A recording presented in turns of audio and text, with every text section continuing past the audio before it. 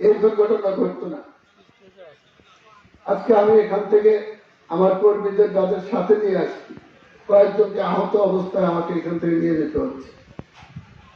এটা আমার স্মরণে থাকবে, মনে থাকবে। এটা যে একটা স্মরণকালের ঘটনা।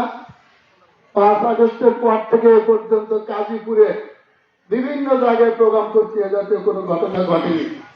সেলিম ভাইয়ের সাথে অনেক মাহফিলে আমি গেছি এবং এখনো পুরো গাজীপুরে পোস্টার এবং লিফলেটের সেলিম ভাইয়ের এবং আমার নাম, কত জায়গায় আমি প্রধান অতিথি, উনি বিশেষ অতিথি, কত জায়গায় উনি প্রধান অতিথি, আমি বিশেষ অতিথি। কিন্তু কোন জায়গায় এরকম দুর্ঘটনা, এরকম অনাকাঙ্ক্ষিত ঘটনার সম্মুখীন আমিও হই নাই, আমার ভাই সেলিম ভাইও হয়। ওনার যে উদ্দেশ্য আমারও একই উদ্দেশ্য।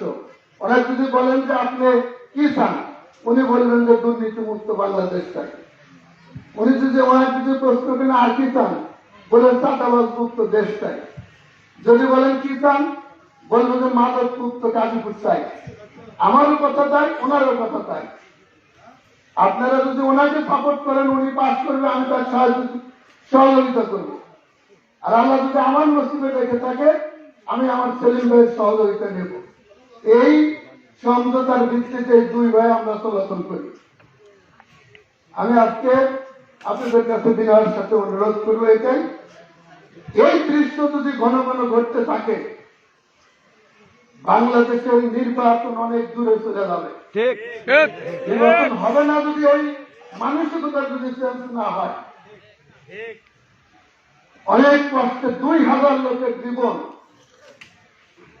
চলে গেছে, 35,000 লোক আহত হয়েছে, 5,000 লোক জীবন অঙ্গহানি হয়েছে। এগুলো কি খেলানোর জন্য হয়েছে? এগুলো খেলানোর জন্য হয়। আমি আর কথা বাড়াবো না, সম্মানিত প্রধান বক্তা আলোচনা রাখবেন। আমি 2-4টা কথা বলার যা নিয়োগ করেছিলাম সেটা আমি এখন বললাম না, আপনারা প্রধান বক্তার ওয়াজ শুনবেন, এই জন্য আমি আমার কথা শেষ করছি। এটা একটা ধর্মীয় প্রতিষ্ঠানের প্রোগ্রাম। প্রতি রাত্রিতে একাধিক প্রোগ্রামে আমাদের যেতে হয়। মন চাইলেও বেশি করে কিছু দিতে পারি না, এখানে দিতে হয়, আর এক জায়গায় দিতে হয়, এভাবে চলছে। যেহেতু একটা দিনই প্রতিষ্ঠান, মাহফিলে অনেক খরচ করেছেন, আমি সামান্য কিছু অংশগ্রহণ করবো, যেটা আমি নগদে করবো। আমি বাকিতে কোনো জায়গায় দান করি না। এই কারণে বাংলাদেশের মানুষ এটা বুঝে ফেলাইছে যে রাজনৈতিক নেতারা যেটা বাকি রাখে ওটা ফাঁকির কথাই থাকে। সুতরাং আমি যা পারি, অল্প পারি, সেটা আমি নগদে দিয়ে যাই। আজকেও আমি আপনাদের এই মাহফিলের জন্য 15,000 টাকা দিয়ে যাচ্ছি। এটা একটু খুশি লাভ করি।